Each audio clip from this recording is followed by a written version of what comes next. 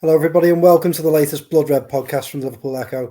It's the international break, but I'm Joe Rimman. I'm here to get you through it together with three of the finest with me. Theo Squires, how are we? Not too bad, thanks. I was enjoying a weekend where Liverpool couldn't do it by not playing football. It's quite nice.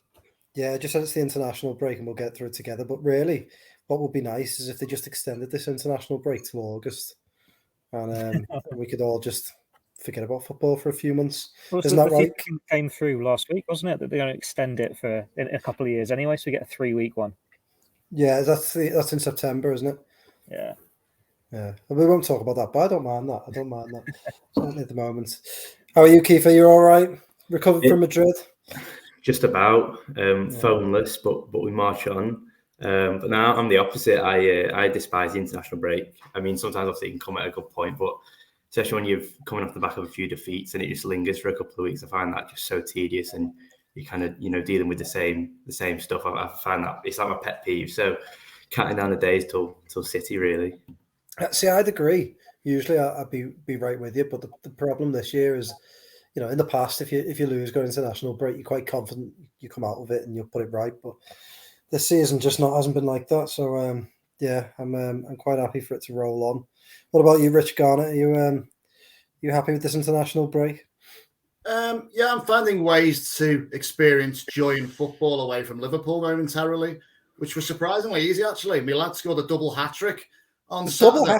Double hat-trick, one in each half. Yeah, so a DNA test incoming because I'm pretty sure he didn't get his football skills from me, that's for sure. So that was nice. If Julian Ward's listening, then we could maybe get him onto Liverpool's books before he departs in the summer. Get him in, Matthew Garnett, set me up for life. That'd be quite nice. What position does he play? He's centre forward. Centre forward, yeah. Yeah, smallest player on the pitch, but fast as lightning. He's not going to be a right back scoring a double hat trick, is he? Well, you never know. How old's your lad? 11. Get him in the first team now, I say. Yeah. What's the worst that can happen at this stage of the season? Not a lot, really. And I played late that day. I played that semi-final, and we won on penalties, which, of course, I was nowhere near. Although I did have a say in the penalties because I actually gave one away in the 90 minutes, which was saved by our great keeper, Chris Newton. So, yeah, all was forgiven. Sam, we'll get that DNA test out to you as soon as possible then. The sounds of things. Right, well, moving swiftly on from DNA tests. Theo, we'll start with you. Some news this morning from David Ornstein at The Athletic. He's reporting that Liverpool are increasingly unlikely to sign Jude Bellingham. Obviously, this has been a chase that's gone on for the best part of, say, 18 months, 2 years. Liverpool long been admirers, but I think everyone knew it was going to be tough, but there was sort of a confidence, wasn't there, that Liverpool would be heavily involved, if not favourites, to get him. What do you make of the news this morning, Theo? And what does it say about Liverpool this season? It's a tricky one to really assess. Like, obviously, David Ornstein, Athletic, it's a credible name, and it's one where usually if he says it, that must be right, that's set in stone. But it was only, 48 hours ago, we had Bild and Germany, Christian Falk, saying Jurgen Klopp has gone to Liverpool and said, make sure Jude Bellingham is a top priority.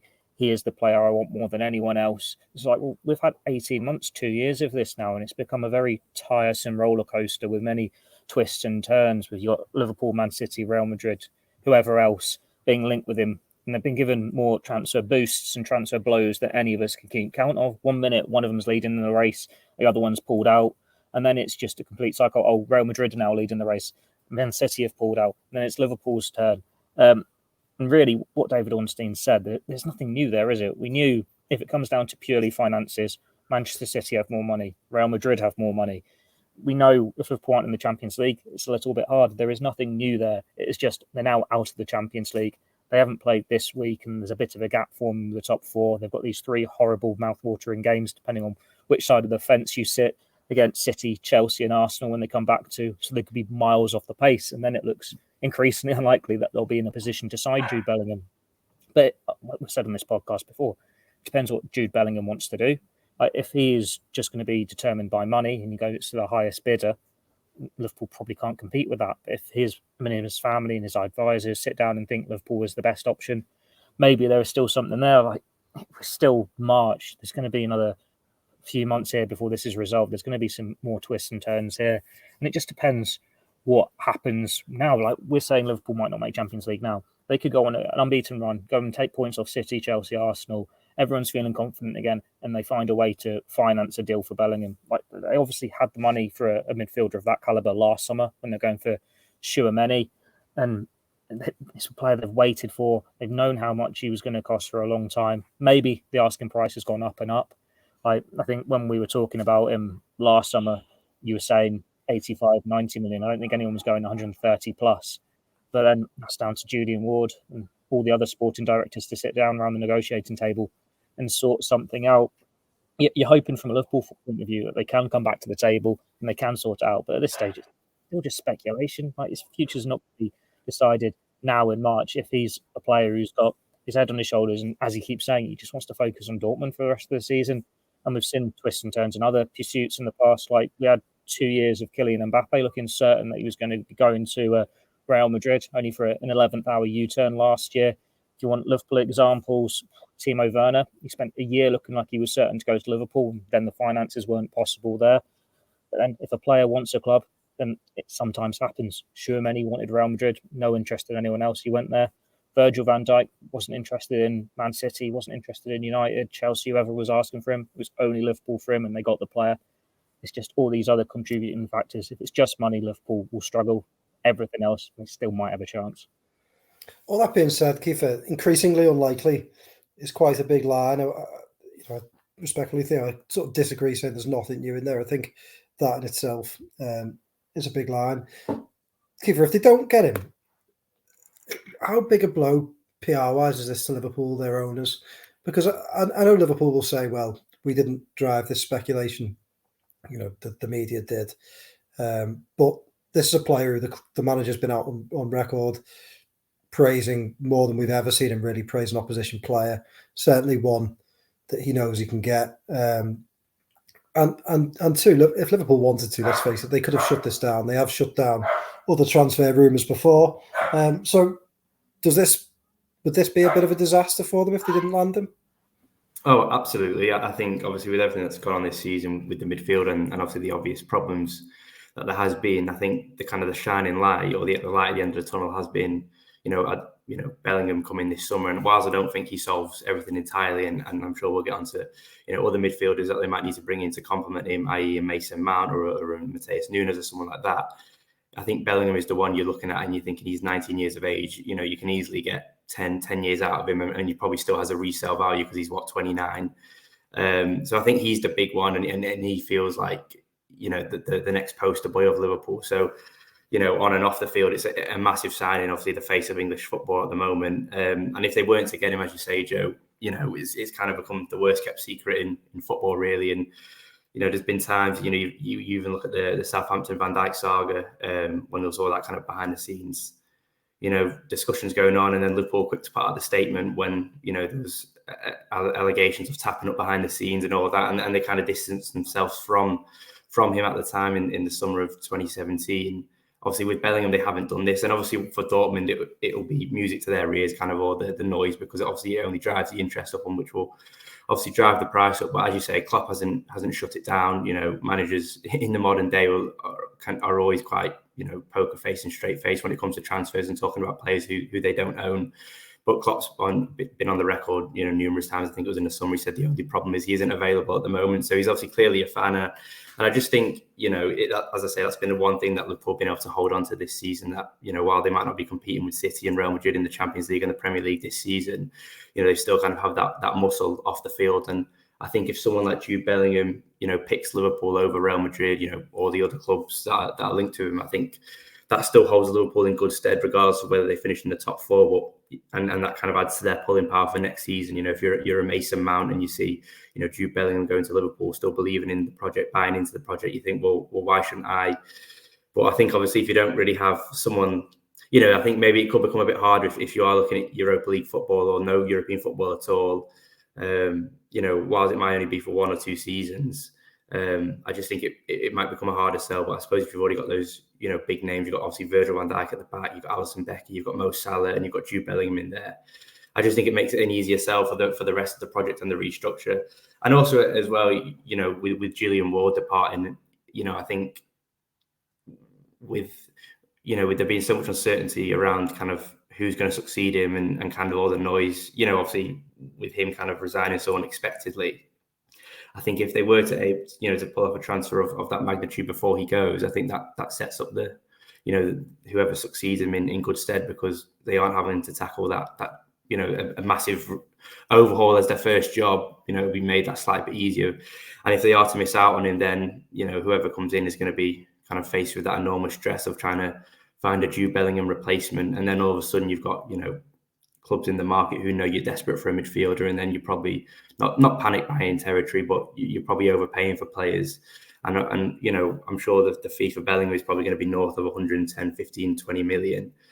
But I suppose you can justify it, I suppose, because he's so young, he's so experienced. He's a future captain really for wherever he goes to. If you kind of think of it as in kind of was the case with the United Sancho deal, you're probably getting 10 years out of him at least. So if you're paying 10 million, 15 million a year for a player of his quality, I don't think that's a bad deal on the whole. But I just think, like I say, if they do miss out of him, I do worry kind of what the kind of the fan backlash of that will be, and obviously where do they turn from here? Because whilst there have been names such as Mason Mount and Nunez and other players mentioned, Jude Bellingham has been the one, and the others have almost been the ones to complement him. So if you kind of miss out on that massive piece of the puzzle, who do you turn to? Because it does feel like at the moment there is a lack of world-class midfielders for one, and starters, ones that are available and kind of willing to come to for the right kind of fee and the right kind of package. And obviously Jude Bellingham certainly ticks all those boxes, but I suppose time will tell, obviously. Yeah, Rich, for Liverpool, it's long been about selling the dreams to these players, isn't it? I mean, which reminds me, actually, just a couple of days before Van Dijk was announced as a Liverpool player, I do remember the Telegraph reporting that he was set to sign for Man City. That always sticks in my mind. But obviously, the groundwork had been done by then. Liverpool had got him in, and as Keifer says, Van Dijk was such a big part of what Liverpool were doing. You can't imagine where they'd be if they hadn't have got him, because he was their top target. So it feels similar to Bellingham, doesn't it? I mean, how big a gamble was it for Liverpool to go into this season with all their eggs really in the Jude Bellingham basket? Because surely selling the dream is made all that more difficult by this, not just a blip, but a really, really poor season all round. Well, it hasn't paid off, has it? They've had issues in midfield all season. And it's been a very weird season, hasn't it? A season where you can win 9-0 and beat Man United 7-0 and still be fairly awful every other week. It doesn't really stack up, does it? And I understand this whole concept of wanting to go for main targets and not settling for second best. But sometimes I just think if you realise there's a gap or there's a deficiency somewhere, even if you got someone on a shorter term deal, I haven't got a problem with signing more experienced players on shorter term deals if they can do a job and while you're waiting to get the man that you want, and maybe there could have been opportunities to do something along those lines before the start of the season if he didn't want to make a huge outlay on a player that wasn't his first choice. But how much is Jude Bellingham actually going to cost Liverpool if they get him? You know what I mean? Enzo Fernandez has kind of set the bar, hasn't he? So he went for about 109 million, I think it was, for Fernandez.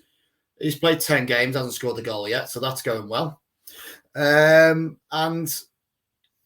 if you spend 110 million on or north of that on Jude Bellingham, what have you got left to bring in around him? Because Liverpool need more than one midfielder. How many midfielders can they sign if they spend 110 million on one? It concerns me. And don't get me wrong, despite saying all that, I would love nothing more than Jude Bellingham to sign for Liverpool. I think it'd be absolutely what they need. Be ideal. You can build a side around him for years to come. Maybe it's just because I'm so old. I'm like risk averse, and I'm just worried about all the eggs being in one basket on it. they're probably if you could wait another year, couldn't you? And then his price, if he doesn't sign a new contract with Dortmund, his price would decrease, and that would be nice. But unfortunately, it's another year without bringing in a midfielder. So it's almost like Liverpool have played themselves into this position now, where you kind of have to go and get him, even if the money's a bit ridiculous. And they've not got a great, there's not too much evidence of them wanting to pay over the odds for players. But mark my word, if you're paying that type of money, you are paying more than the going rate. It just so happens that Bellingham has been built up now to this point where he may well be one of the best players in the world, but is he worth such a astronomical gamble? Not too sure. Do you think one of the issues, Theo, has been that not just as Liverpool struggled in terms of numbers in midfield, but they probably went into the season thinking, well, Fabinho would continue his good form, Thiago would kick on, Henderson would continue, Curtis Jones might make the step up, Harvey Elliott would make the step up, and then even maybe someone like Keifer might play his way into getting a new contract. But the opposite really has happened, doesn't it, in the sense that Keifer is a lock now to go, Oxlade-Chamberlain is going, Curtis Jones has barely featured, Harvey Elliott has done well, but then the three other established stars in Henderson, Thiago, Fabinho, but none of them have played particularly well this season. If anything, all three of them have had poor seasons. So Liverpool, just in that department, just seem to have gone so far backwards, even from last summer, that they're just in desperate need, isn't it? And that's why the fans are so sort of emotional, maybe about Bellingham, because the need is so desperate. Yeah, Liverpool gambled. They've never had an issue on paper with quantity. If you throw in Bajcetic as well, who we didn't expect to be a contender in this Liverpool first team at the start of the season, they have 11 players who can play in midfield. But as you said, you've just gone through pretty much all of them. You can throw Arthur Melo in there as well, and there are reasons why it hasn't gone to plan for any of them, whether it's, I don't know, I'm not going to say down tools in the case of the ones out of contract, but they're clearly got their eyes on the next move. They're going to go out the door quietly. Arthur's had injuries. Other players have been getting older, on the decline. Carvalho doesn't look like a midfielder. Elliott had that little spell where he didn't look like a midfielder. Jones has had horrible injuries, freak injuries as well. There just hasn't been any rhythm and consistency there. It's almost like when Liverpool had the centre-back gamble a couple of years ago, where we're not going to sign anyone to replace Dejan Lovren. Fabinho's there. Fabinho is a competent fourth choice. And then very quickly, Fabinho was the one they had to start because the other three were injured. And then he got injured as well, and you're playing like Jordan Henderson there.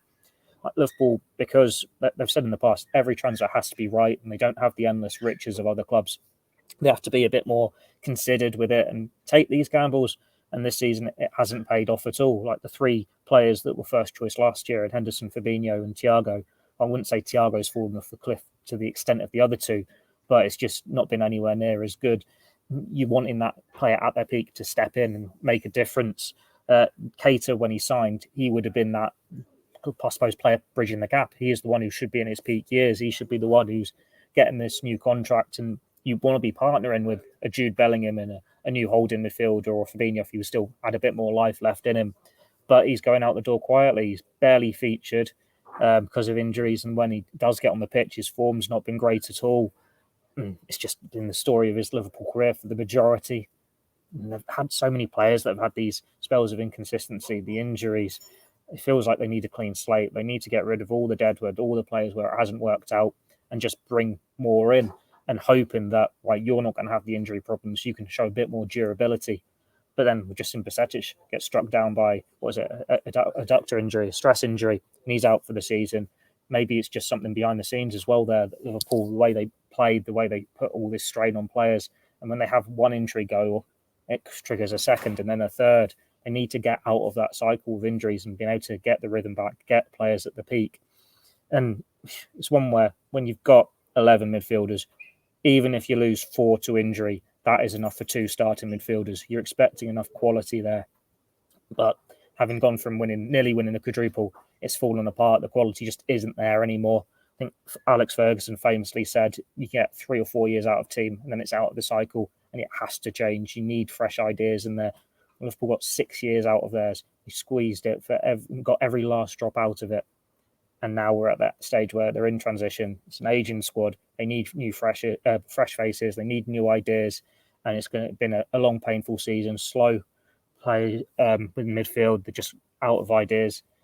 It doesn't need new bodies in there. It needs a Jude Bellingham or a Mason Mount, someone more than one person. It needs a few players to come in and really change this attitude in the squad at the moment, because they are looking so tired.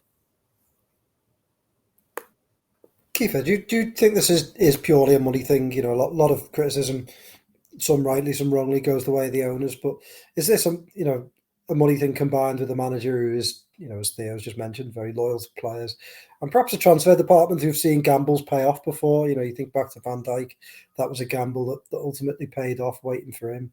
The COVID season obviously looked bad with the centre-half situation, but they ended up finishing third that year, and it didn't really end that badly, did it, in the end? And then we've seen before, Theo mentioned Timo Werner, but Liverpool missed out on him, waited, got Jota, and really ended up getting the better deal from Chelsea there. So, I mean, do you think this is a combination of factors, or do you think purely Liverpool might do things a bit differently if they had a bit more money?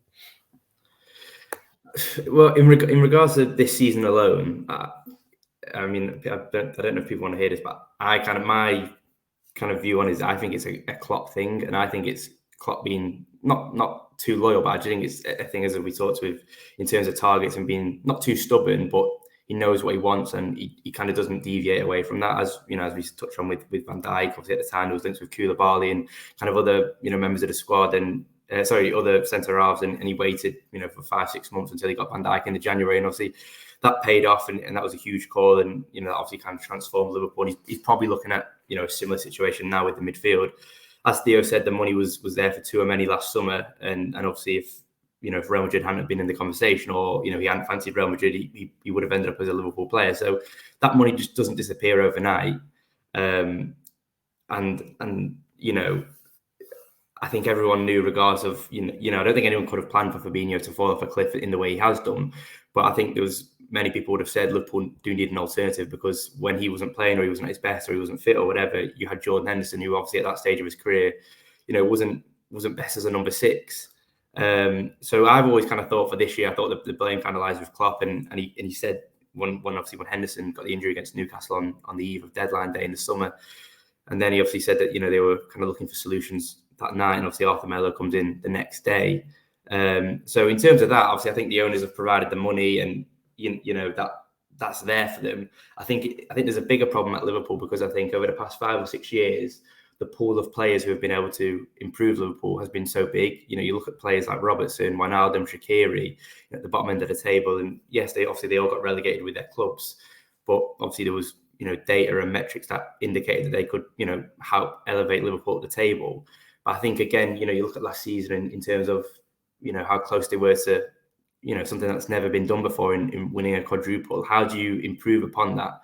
And there's only a select pool of players in world football. You're talking Mbappe's, you're talking Jude Bellingham's, you're talking there's probably about 3 or 4 players who could improve a team and take them one further, because Liverpool were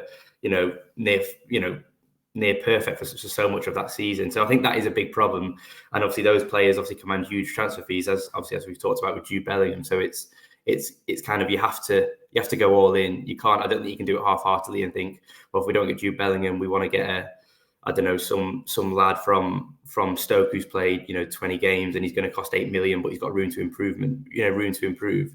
It's like people obviously say with Caicedo, and obviously Liverpool should have maybe been alert to him when he was in Ecuador or wherever he was before Brighton. Well, he wouldn't have got the games to develop last season, because Liverpool were obviously had so many important games across a 63-game season. So I think they find themselves in a really difficult situation. And obviously, you look at teams, you look at how Manchester City combat that in terms of, well, they could just throw money at the wall and see what sticks. And obviously they did that with Calvin Phillips, and obviously that hasn't worked, but that's not going to hinder their summer spending in January or in the summer, so they can obviously go again. And obviously Klopp's been quite vocal of that in this season. He said that they have to be, more cautious and more kind of pragmatic with who they sign and what they spend their money on. But I think that's, in terms of the bigger problem, that's always kind of been my view of it, is that the pool of players now is so small to improve, is that Liverpool really, once they identify those targets, if they miss out like a Tchouaméni, I don't think there's many alternatives in world football. And that obviously kind of links into kind of Klopp and obviously the ethos that he's driving at the club, in terms of obviously striving for perfection and obviously wanting to go one better than last season. So obviously if if this season had played out a bit better, and obviously there's been so many issues this season, I think it's hard to pinpoint it on one thing. Obviously, I think everyone would agree the midfield's been the biggest issue.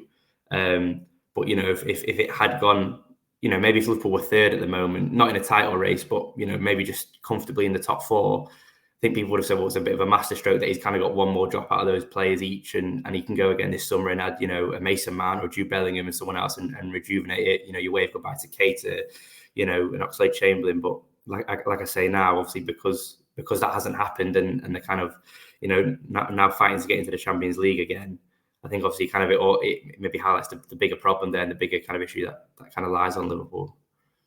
It's a good point, that, isn't it, from Keifer, Rich? Because I've seen a lot of people say, "Oh, Liverpool haven't strengthened when they've been ahead," but that is easier said than done, isn't it? Especially when, in Liverpool's case, they don't have the money of a Man City. I know people accuse the owners of this and that, but the fact is, City's owners are richer. So, I don't think anyone in the summer would have written players off the way they've performed this year, but it was always going to be tough, wasn't it, for Liverpool to improve? Yeah, it's true that there's players there that just haven't delivered this season who looked exceptional last year. So that is a learning for everyone from this season, really. And what could have been done? The only thing you can say is that people had identified the midfield was an issue and changes needed to be made, didn't they? You looked at the ages of the players. I mean, how many times has James Milner played this season? You won't meet a bigger James Milner fan than me, but he certainly played a lot more than I was expecting to. And the reason for that is, one is availability, because he's rarely injured, and he's been more consistent than other midfielders, and Jurgen Klopp trusts him. So he's ended up playing a lot more, so much so that he might actually even get another year's contract, which would infuriate some people, I'm sure, who want to see this team evolve. But you could argue he's possibly deserved it. And then you're going to see other players, younger players, leaving this side while someone like Milner potentially stays. But if you look at Jurgen's sort of past clubs, hasn't it? He's had this sort of the 7-year thing, isn't it? Where he's not been able, he's never stayed anywhere to rebuild a side, has he? And this is going to be new ground for him. He's called it out as one of the reasons he signed the new contract, because he wanted to build a new team. So this is a test of him as much as it is of his players, and what sort of buy-in he'll get from the owners as well. And I'm honestly not too sure which way it would go. My concern is that Liverpool won't get Champions League qualification at the end of this season, because one or two of them might have already thrown the towel in. That's my concern. And if you don't do that, you can't really attract the best players that you possibly can, regardless of how big or small your pool is. You've gone from being in the Champions League every season, being able, all right, there may be not too many players who you could consider could improve the side or take a chance on, but being able to attract those players now is going to be even harder if they don't finish in that top four. Theo, I've long thought that one of Liverpool's issues has not been rotating some of the fringe players. When they brought in the likes of Oxlade-Chamberlain, Shaqiri, even Keita to an extent, who became a bit of a fringe player. They had Origi. They've either not replaced those players or they've stayed too long. One player they've been linked with recently is Mason Mount. Sort of makes sense from a homegrown point of view. You're the king of homegrown rules, so you can explain that. But is that the sort of signing as well that Liverpool is on top of the Jude Bellinghams or the headline grabbers? Is Mason Mount the type of player they need to sign alongside that, so that they can sort of complement their squad a little bit and make sure that they have plenty of different options? Or what do you think? Does he fit? Does he not fit? He ticks boxes for me. I think he'd be a good signing. The one I compare it to is when they got Alex Oxlade-Chamberlain. That was, I know fans will have their opinions on Oxlade-Chamberlain now, but at the time it was a signing from a rival Premier League Big Six, Big Four club who'd been playing so much Champions League football. He was at that young age. He was versatile, seasoned England international, won trophies, and he only had a year left on his contract. But even with all that, 35 million looked a little bit steep. With add-ons, Liverpool probably paid around 40 million for him over the years. But then you look at it now, 6-7 years down the line, 40-50 million for Mason Mount, it looks decent value when you consider what he's done in his career. I know he's not had the best season at Chelsea, but let's be honest, most of that Chelsea team haven't had a good season. And when you've got the contract hanging over your head, it will have an impact. This is the club that he's been with for all his career, pretty much. I know he's had a couple of loan spells. I think when the rumours linking Liverpool with Mount first emerged, I was thinking, it's just going to be agent talk, isn't it? Agent wants a new contract for him. He wants to stay at Chelsea. They're throwing these big names out there to try and force the hand. But if Bellingham's increasingly unlikely to join Liverpool, Mason Mount is looking increasingly likely to leave Chelsea. He would tick those boxes where if you're spending 100 plus on Bellingham or not, it gives you that alternative player for the cut price fee. And they are going to need to be a bit economical with a few players to balance the books here. And it's just a quality option. You can play a few positions in midfield. You can get goals. You can get assists. Still young. And it's the homegrown quota. You're losing at least one in Oxlade-Chamberlain. You can make that 2 if Milner goes. If Nat Phillips goes 3. If Kelleher goes 4. You need at least 8 for to name a full Premier League squad of 25. And then it gets even more complicated with the Champions League. They need these players here to complement the numbers. And when you're potentially losing Henderson in a couple of years as well, it makes sense to get that next generation in. Mount, he has been a very, very good player for Chelsea for the entirety of his career. He's a Champions League winner. Someone that I definitely like to see at Liverpool. Whether you'd say he's definitely going to be first choice for you the same way you would if Liverpool got Bellingham. It's a different story, but he's a player you could rotate with. And if he starts, he's going to do a decent job. He's going to contribute defensively, or he's just a very good option off the bench. It's like that upgrade on when they brought Oxlade-Chamberlain all those years ago. Go on, I'll keep it simple. Keifer, yay or nay on Mason Mount? I quite like that. I think he's a good player. Yeah, absolutely. I said it a few years ago on a podcast or a thing. I said that he'd be my dream signing kind of thing, and maybe the bar was a bit low then. Obviously, it's before Jude Bellingham kind of exploded in the way he has, but in terms of at the time and what he kind of did in his first season, under difficult circumstances. Obviously, when Lampard took over, they had the transfer ban, and it was like him, Tammy Abraham, Tomori, the kind of academy lads, Reece James as well, who all kind of flied the flag for Chelsea that year. And obviously, they won the Champions League, didn't they? Kind of everything what Theo said, homegrown, can play a few positions. I think that's probably my only concern is that I know, certainly on the Tuchel, he kind of played off the striker, didn't he, in a 4-3-2-1.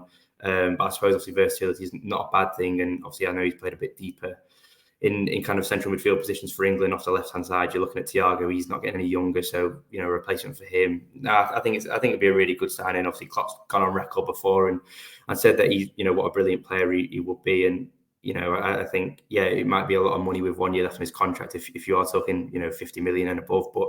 I suppose, as Theo says, if you look at Oxlade-Chamberlain, 35 million, how football's moved and how inflation's gone, 35 million then is probably, similar to 50 million, 55 million these days. So no, I'd be all over it, definitely. Full house with the Garnster, or are you going to go the other way? No, I like Mount. I like him. I liked him when he first sort of broke onto the scene with Chelsea. I'd be lying if I didn't say I haven't been watching him too closely this season. I don't think he's done as well this year, perhaps as when I've seen him previously. But I do think he's the type of player that Jurgen Klopp can get a tune out of, absolutely. And he's young, exciting. The only concern is what sort of wages he'd want to try and demand if he came here, because that's the sticking points at Chelsea, apparently, isn't it? He's seen all these stars come through the door, picking up more than him, and he's been there since he was 6 years old or something like that. And I think the reported line is that he's not back £140,000 a week, which I would accept, to be honest, Joe, if you were to offer me that later this week. Just drop me an email if that's going to happen. 120 is the highest we go, Rich. 120, done. That's fine. 5-year deal. Yeah. But yeah, I think he wanted like almost double what he was offered, and is he going to get that at Liverpool? I'd be quite surprised if they were that high. So that's the only sticking point. But if they think the numbers add up, then I'd have no problem at all taking them. They must have had some encouragement, though, Theo, from the agent, because they've been linked so heavily with him. And I think it's maybe overlooked a little bit that Liverpool have one of the higher wage bills, and they're going to be getting fair amounts of fairly high earners off that wage bill, including Oxlade-Chamberlain, Keita, Firmino, of course. There's probably some others that aren't jumping into my mind quite quickly, but there should be some room to manoeuvre, you would think, in terms of the wage bill. Yeah, there will be some. I think Firmino's one of the highest earners in the squad. He's not quite Salah, Van Dijk, Thiago levels, but he's certainly at the very top of that next bracket with the likes of Trent. Milner, he's nowhere near as much as he used to be when he first came, because they've obviously worked it down over the years to give him the extensions. But you'd imagine Keita and Oxlade-Chamberlain will be on a decent whack as well. So there is that room to manoeuvre to bring in players, and it should lift the weight off Liverpool's shoulders a little bit, give them that more room to negotiate this sort of deal. There has been so much links with Mason Mount. You imagine that interest has been there, and they have had discussions behind the scenes to sound it out. I know we've had the talk of, he's rejected X, Y, and Z from Chelsea. But you can imagine from his point of view, Reece James is reportedly on like 250 grand a week there. He must be a bit annoyed that they've not come and given him that sort of money, or come in with him to first when he was the one who got into the first team, I think, earlier, and looked to be the poster boy ahead of Reece James. And he's the one who's potentially at the heart of that team if they built it around him. Instead, they went for the right back. But that doesn't mean he's going to be necessarily demanding that elsewhere. I think he just feels maybe he's been taken for granted a little bit at Chelsea. There's also the whispers of not being too happy with the contract length, because I think it was another deal where apparently they wanted him to go on this stupidly long contract so they can fudge the books a little bit, as it's been suggested with some of these transfer rules to make, was it FIFA or UEFA change transfer rules so you can give out quite such a long contract with the payments over it. Maybe it's just time for him. He needs a fresh start. He needs a new break. Maybe that could be at Liverpool. He'd be a good player. Imagine if Liverpool got him, it's not going to be on that sort of money, what Chelsea are offering. We already know that. But then it doesn't have to be, because Liverpool get them in on that lower wage. And then if you come and deliver for 2 years, you get a decent pay rise. It's what they've done with Jota. It's what they did with Trent. You pretty much go through that entire squad. Anyone who's got an extension over the past 4 years has done it and got a rise off the back of what they've done on the pitch. Mount's still young enough to do that same thing if he can get Liverpool back to previous heights. But then we still need to see what's going to happen. Like, I think Gorsty wrote in his notebook last week on his newsletter that normally Liverpool would have a short list of 4 or 5 players at this point of the season. Because of the added uncertainty with Champions League and everything else, it's still very much a long list with a number of names on there, including Bellingham, including Mount, including Nunes. But there are a few more as well. And it's just going to be spinning plates, sounding out things with agents, and then seeing where everything lies in a couple of months' time when it is actually time to make the moves and transfer window opens. Well, we've talked about potential midfielders of the future. We'll finish off with a quick chat about one of the midfielders of the past. Lucas Leiva announced his retirement over the weekend, forced to retire after sitting out the whole season with a medical issue. He was back at his first club, Gremio. Before I ask you guys, I loved Lucas. Sort of like feel like my prime era watching Liverpool, and I thought he was a really good player, tactically really good. All the big managers who managed him relied on him, which I think speaks volumes. He got a lot of stick, but never, ever complained. Was a great servant for Liverpool, and I just really liked his attitude. He's actually, little fact for you, the only player I've ever seen my dad engage in an argument with anyone at the match before he turned around, had a big row with some fella for giving him grief. And Lucas was, I don't know, for my age group, I always thought it was like the original whipping boy, someone who really got a lot of stick. Keifer, I'll start with you. I mean, you're the youngest in this little group. What do you remember him signing for Liverpool? What are your memories of him as a player? And sorry, I know you weren't like just born when he signed, but like in terms of watching Liverpool, what are your memories of him as a player, and where do you stand on the whole Lucas debate?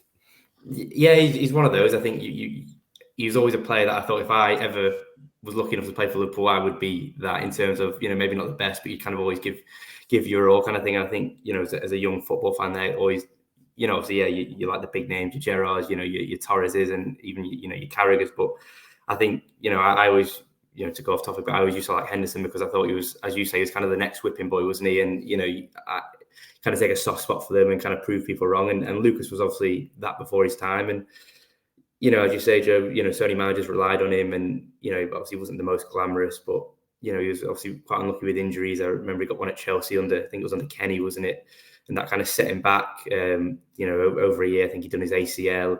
But I think you only need to listen to kind of the way people talk about him, you know, off the pitch and stuff. And I know there's that tale Theo wrote yesterday about when he went and visited Gerrard, and after he'd announced his retirement or his departure from Liverpool, and as well, you know, I think I always thought with Lucas it was a bit of a sliding doors moment. Obviously, as he has the injuries, but I think it was his debut, wasn't it, when he come on against Everton and Neville handballs on the line and Couch scores a penalty. I think it finishes 2-1 at Goodison, doesn't it? And I always felt like if he had scored that goal, he would have had not a free pass, but he would have almost instantly been given the weight off his shoulders kind of thing. But obviously, as it didn't go that way, his Liverpool career kind of went in a different direction. But in terms of, like, you know, big performances, I always remember the League Cup final in 2016 when he played at centre half against City, and I think he missed his penalty on the day. Obviously, Cavallero, you know, had a blinder in the shootout, but I just remember he was absolutely brilliant. He was just, you know, reliable. I think Saka had gone off with a head injury or something early doors, and I don't know if he'd started or he'd come on as Saka's replacement, but he was just solid. And obviously Liverpool don't win the cup, so obviously that's kind of long forgotten. But yeah, as you say, he was just reliable, and you know, he's one of those that you know, he won't go down as one of the key of that era, as in, you know, they didn't win as much as they probably should have. You know, and you'll look at the likes of Gerrard, Suarez, and Torres if you go a bit earlier. But in terms of years to come, I think, you know, people will realise what he kind of did for the club, and you kind of buy into that, don't you? You know, you only have to look at when he scored against Plymouth. It was his first goal in 5, 6, 7 years, and kind of the reaction that was. And I remember there was a big thing that, you know, Klopp was so high praise for him. So no, I really liked him, and maybe didn't realise it at the time. You know, probably my worst Lucas moment was the comeback against Dortmund when he gave the free kick away on the edge of the box, like right after Lovren had scored. I think it was like the 98th minute, and then I was just like, you just felt like typical Lucas. But as I say, with, you know, hindsight's a wonderful thing, and I think now, obviously, when you see kind of all the tributes flooding into him, and, you know, all the nice words people have said, and even the volume of the people who have spoken, you know, you've got the likes of King Kenny and all that. So I think that speaks testament to him as not only a player, but also a person and a servant to Liverpool Football Club. So, you know, I wish him all the best. And it's obviously not the way he would have wanted to retire. Obviously, I'm sure he would have, you know, liked to have done at least another year at Gremio, but obviously that's just the way football works. You know, obviously it could have been a lot worse. It's obviously good they found the issue so early. So, you know, only fond memories of Lucas. Yeah, I mean, Rich, I know you're dying to list your memories of him, but I mean, I always remember he arrived as, like, they talked about him as like box to box goal scoring midfielder, and he was never that at Liverpool. He was quite, I always thought he was a selfless player, and he gave the platform to, like, Gerrard to play. What are your memories of him? Obviously, you've watched him throughout your adult life, and I think you have a lot of memories. Yeah, well, I can remember once being in the main stand, giving him grief, and some fella stood up, Rimmer or something his name was. Yeah. I think he was drunk or something, I don't know. Yeah. You'd have deserved it. You'd have definitely deserved it. 100%. Yeah. No, when he first came in, what you said there is absolutely right. He kind of came in as this sort of disguised the new Zico. You know what I mean? He's an attacking player who's going to change the way Liverpool play in midfield. And what he actually got was with the audience, Rich, new Kaka. New Kaka, Zico. Let's go with Kaka. That's probably a better example anyway. But yeah, so I think what Liverpool fans were expecting and what they got were actually two pretty different things. And he did have a bit of a difficult start, and you know, if you don't hit the ground running, it can be hard, can it? And not everyone gets given a big honeymoon period, and he certainly didn't. He did used to get a bit of grief from the stands, and then he probably felt, didn't he get wasn't his debut goal against Havant Waterlooville? Yeah, it was. Yeah, scored a nice curler, didn't he? We might have even been losing at that point to Havant or Waterlooville. Also, Martin Skirtle's debut, and he was horrific. Yeah, bit of a mad one, that one, but yeah. So got through and got knocked out with Barnes. Got knocked out by Barnes in the FA Cup, which I have a good story, which isn't for this podcast. Which I'll tell you about. Well, it's that particular game. I don't want to digress. It is noted by my mates for the fastest exit they've ever seen me make from a football stadium. It was literally out the door before the net had settled, I think. But mine was similar. Yeah, I was fuming with that one. But I'm not prepared to lay that all at Lucas's feet, to be honest with you. But yeah, he was. I wasn't blaming Lucas for Barnsley, by the way. Sorry, Lucas, if you're listening, we weren't blaming you for Barnsley. That was just a joke, to be honest. But he was wasted. But yeah, when once he settled in the side, he just become more of a defensive player, didn't he? That's how he got a role in the side because he was prepared to. He might have come in as one player and ended up being a different one, but he was honest as they come and was prepared to roll his sleeves up and get on with it. And over time, I just think that endeared him to supporters. And when he got injured at Chelsea, I think that was a massive blow for him because I think at that point he was in the form of his life. He was literally almost like, wow, this lad's gone from someone people thought, oh, who the hell have we signed here, to this could be the future of our midfield here. And yeah, it just come at such a bad time for him. I don't think he was ever able to sort of get back to those heights or continue in that direction at least after that. But he still managed a 10-year career at Liverpool, which is some going. I think he's just got the one medal, which is sort of indicative of the time.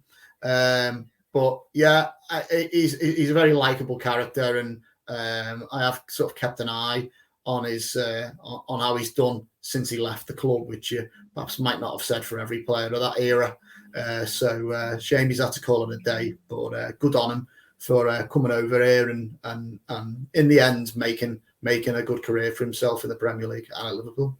Thanks, Rich. You can close Wikipedia down now. Theo, I'll let you have the final say on Lucas. Obviously, you've written a lot about him, and I think you're a big fan, weren't you? Yeah, Lucas, he's one of those characters you just loved. Like, you could see how much Liverpool meant to him. And there's just all these viral clips of him, aren't there? There's like the when he has the shot, I think it's on the derby, and it's the worst shot you'll ever see in a Merseyside derby, and Klopp's just laughing his head off on the bench. We've all seen the unlucky, that one that does the rounds on social media. Good impression. Very good. Yeah. But yeah, with Lucas, I think you've got to remember when he joined Liverpool, he was a 20-year-old Brazilian, and he was coming into the best midfield in the world. We had Steven Gerrard, Xavi Alonso, Javier Mascherano, and Momo Sissoko was still around, I think, as well. What chance did the lad have? Like, at the time, no wonder he got abuse. You're taking off Gerrard, and we remember that the game we're talking about against Everton, where he's had the goal taken off him because of Phil Neville, and Gerrard's face at being withdrawn. And like, it was this big feud with Rafa. Why are you taking your captain off? You need a derby winner here. And Lucas Leiva basically delivers it. But he was never going to be as good as Alonso or Mascherano or Gerrard. But he didn't need to be. Like, if Liverpool had been able to be as good throughout there and build on what Rafa had started, maybe his career would have been a bit more fondly remembered at the start. He was a bit more nitty-gritty, wasn't he? But he's what Liverpool needed at that time between the eras. Like, he was loyal. He was one of those players that you looked like he was going to leave almost every summer at one point, yet he stayed behind. And like Rich said, if he doesn't get that injury at Chelsea, he would have been a linchpin for a good few years there, because he was pretty much the captain at that point when Gerrard was injured, and he was like player of the season. It just came at the wrong time for him, but he still gave us so many memories. It's a strange thing to say, a player gave you a lot of memories when they didn't really score many goals and they didn't really get many assists. When he did score, they were pretty special ones. Like, I remember there was Steaua Bucharest, I think, and he scored an absolute worldie in that game. Havant and Waterlooville was obviously one. I think he scored a good goal against Benfica as well in the Europa League game. He was just a Liverpool player in the wrong era. He deserved more than what he got. But eventually, at the end of his decade, Liverpool fans appreciated what a nice guy he is, what a character he was. He did his job for the team. A bit unlucky with injuries and stuff. Unlucky with injuries, I should say. But yeah, it's a shame he's had to retire. He's got a good career out of it. And you just hope that we'll see him back at Liverpool sometime soon, whether it's to get a nice reception off the crowd, a game, or if his heart will at least let him take part in a little Legends game at some point. He had 10 years. Maybe we'll get a testimonial at some point, because he deserves a send-off. I think after the retirement broke, I was digging around the archives to see, and there was a James Pearce piece from, I think, around the time he was leaving, saying, give him a testimonial. Obviously, no sign of that now, 6 years on. But he deserves a bit of a special Liverpool send-off if there is any opportunity in the future. He's a great character. And you speak to all the players at the time, they loved him. It's not what he did on the pitch. It was the fact that he made all the youngsters feel welcome. He was everyone's best mate. He was putting a smile on their faces. He's someone you need behind the scenes. And that's partly why Klopp kept him around for so long as well, when so many of the players from the early eras were just discarded, because he was so important for that camaraderie, for having that good team spirit. And he played an important part in the start of this journey from Liverpool's mentality monsters. He was there at the beginning. Unfortunately, not at the end, but he can hold his head up high. He was part of that journey. You don't see many testimonials now, do you? So hopefully he does get a run out in the Legends game at some point. Well, thanks very much for that, lads. Lucas, if you're listening, best of luck in your career now, whatever you do now. And we'll be back on Friday for another Blood Red podcast. Until then, see you soon. Bye-bye.